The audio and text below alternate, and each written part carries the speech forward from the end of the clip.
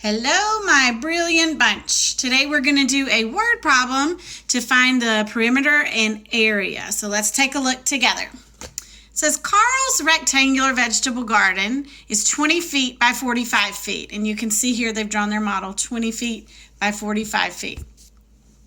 And McKenna's is 25 feet by 40 feet. So they've drawn another model for McKenna, 25 feet by 40 feet. Whose garden is larger in area? And it also asks us another question, which garden has the larger perimeter? So we have two questions we're going to answer. So let's just look at these two models for a second. We know that when we're given the length and the width, the opposite length and width are going to be the exact same. So we know the length of the bottom of Karl's vegetable garden is still going to be 45, and the width on this side is going to be 20. Same with McKenna's garden. The width of McKenna's garden is going to be 25 on both sides, and the length of her garden is going to be 40 on both the top and the bottom. All right, so what I've done is I've just transferred that onto my handy dandy sheet of paper so that I can talk with you through this, okay? So we've got Karl's vegetable garden, 45 by 20. So we know to find the perimeter, we have to fill in the unknown measurements so that we can go back and add them all together, 45. So we have 20 plus 45 plus 20 plus 45 is going to give us his perimeter. So Karl's perimeter, if I add all those together, 20 plus 20 is 40, plus 45 and 45 is 90. That's going to give me 130 for his perimeter. So Karl's perimeter is 130. So let's take a look at McKenna's. So for McKenna, we can also go back and fill in the unknown measurements. We know that the length is going to be the same on both sides, and the width is going to be the same on both sides. Okay, so now I have to go back and add 25 plus 40 plus 25 plus 40 to get McKenna's perimeter. So McKenna's perimeter, if I add this correctly, 25, 25, 50, 40 and 40 is 80, is going to give me 130.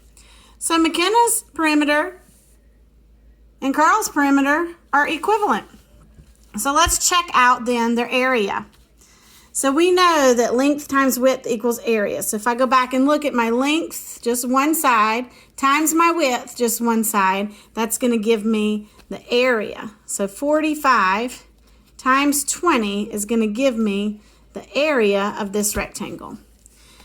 All right, so we're going to go way back to when we did multiplication, and I'm going to draw my multiplication box or my array, and I'm going to multiply it out. I don't know what 40 times 20 is, but I know 4 times 2 is 8, and I can bring those place values with them. That's going to make this 800.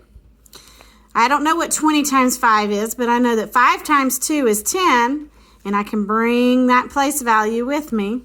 That's 100. We know anything times 0 is 0. So now I can add my partial products together. 800 plus 100 equals 900. So the area of Karl's garden is 900 feet, and we'll say that's squared. Okay, so now we have to find out what McKenna's is so we can compare them. All right, so looking at McKenna's garden, her length is 40 feet. Her width is 25 feet. So length times width equals area. So 40 times 25 is going to give us the area of McKenna's garden.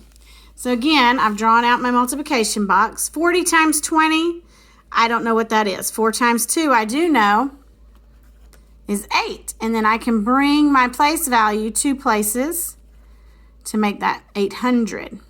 Okay, then we know 20 times 0, 0.